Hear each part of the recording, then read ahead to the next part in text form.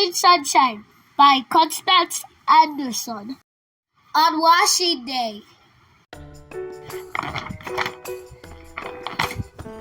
I get my laundry ready for the warm air, sweet and spicy. Fluffing birds, the insects floating by, the neighborhood dogs barking out their stories, and the clothespin, Mommy and me. The breeze catches our sheet and floats the party. We play and hide in the wet folds of laundry, lost and found and lost again, and falling up then caught. I like to get caught.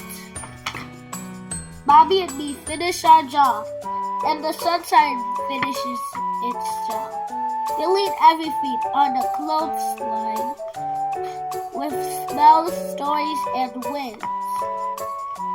And in the afternoon, the baby of rain. After a while, and of this and that, we empty the clothesline and do-see-do. We sheets that flip and flap. With arms full of dancing patterns, we walked into the house to short and fold and stack.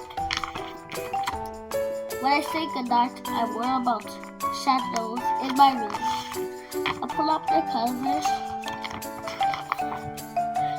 and smell the sunshine.